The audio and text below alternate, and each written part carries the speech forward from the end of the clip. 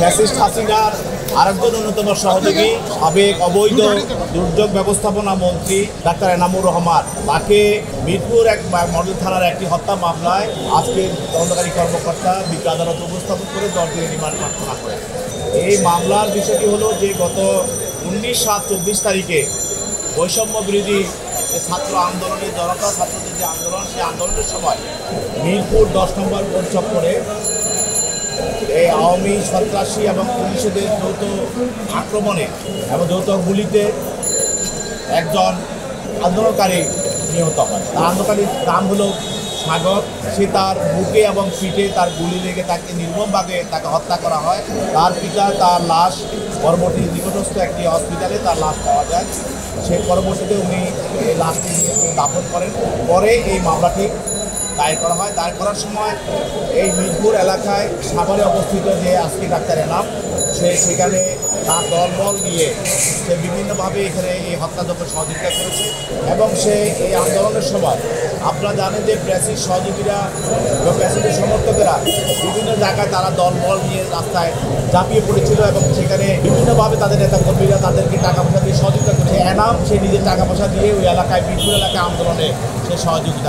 মানবিক তদন্তে আমাদের তদন্তকারী কর্মকর্তা এই হত্যার সঙ্গে তার অপরাধমূলক ষড়যন্ত্র এবং সহায়তা অর্থদাতা সব কিছু পাওয়ার পর আরও বিষয় ষড়যন্ত্রের সঙ্গে তারা জড়িত আছে, কারণ সেখানে অর্থ দিয়েছে এবং কীভাবে হত্যার সঙ্গে তাদের সম্পর্কটা আরও বিভিন্নভাবে খতিয়ে দেখার জন্য আবার বিভিন্নভাবে যারা এটার সঙ্গে কাজ করে তাদেরকে বের করে আনার জন্য আজকে তাকে আদালতে উপস্থাপন করে 10 দিনের রিমান্ড প্রার্থনা করে।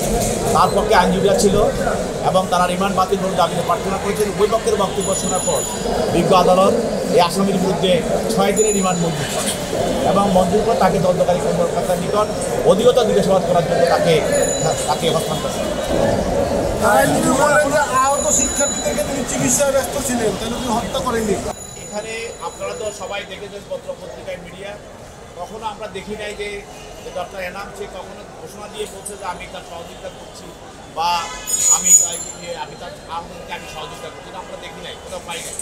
তবে বাংলাদেশের যতগুলো হসপিটাল ছিল সরকারি বেসরকারি হসপিটাল, সেখানে আন্দোলনকারীদের চাপের মুখে সেখানে মালিকেরা তো সেখানে থাকার কথাই না। তারা নিজেদের তারা দাবি করে আমি হসপিটাল মালিক, সে হসপিটাল পেলে সে পালিয়ে গেছে।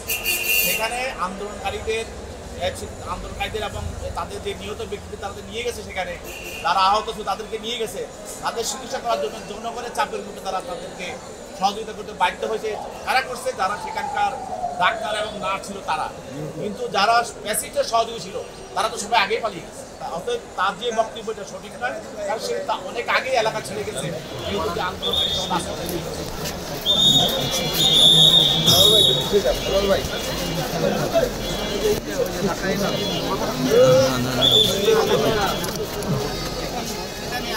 এটা মিরপুর থানা মামলার নম্বর 54/11/2024। ওই মামলায় এনাম সাহেবকে আজকে 10 দিনের রিমান্ড চেয়েছিলেন রাষ্ট্রপক্ষ।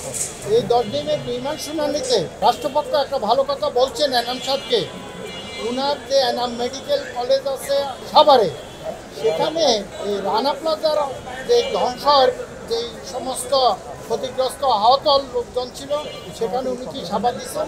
পরবর্তীতে আওয়ামী লীগ সরকার তাকে এই সংসদ সদস্য হিসাবে মনোনয়ন দেয় এবং পরে উনি মন্ত্রী হিসাবে এখানে ছিলেন। এখন আমাদের যে এই কারণে বলতেছেন উনাকে, যেহেতু এই মামলার সাথে উনার সংশ্লিষ্টতা আছে, এই কারণে 10 দিনের রিমান্ড চেয়েছিল।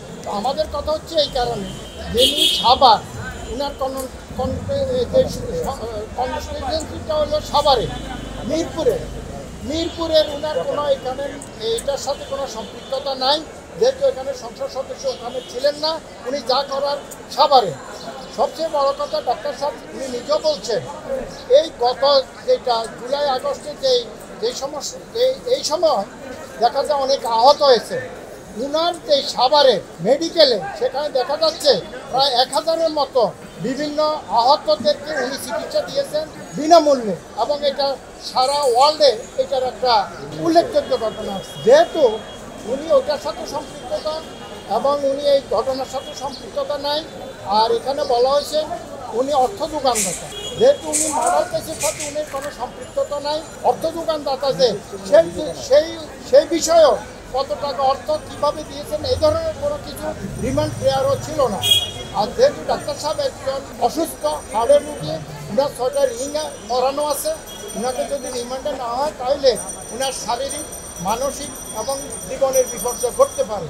এই জন্য আমরা তার রিমান্ড বাতিল চেয়েছিলাম। মাননীয় আদালত সন্তুষ্ট হয়ে উনাকে 6 দিনের পুলিশ রিমান্ড দিয়েছেন। বলছেন যে হাইকোর্টের নির্দেশন মতো উনাকে রিমান্ডে নেওয়ার পরে এবং রিমান্ড থেকে আসার পরে চিকিৎসা ডাক্তারি চিকিৎসা এবং মেডিকেল চেক আপ করাচ্ছে। আদালত ডাক্তার এনাম সাহেবের কাছে কিছু জানতে চাইছেন, আদালতে তিনি কি কোনো কিছু বলতে পেরেছেন? হ্যাঁ, আদালতের অনুমতি নিয়ে উনি বলতে চেয়েছেন যে উনি একজন ডাক্তার, উনার এনাম মেডিকেল আছেন, উনি রানা প্লাজার ধ্বংসের সময় যে সমস্ত ট্রিটমেন্ট দিয়েছেন এবং জুলাই আগস্টের সময়ও যারা আহত হয়েছেন তাদেরকে সবাইকে উনি ট্রিটমেন্ট দিয়েছেন।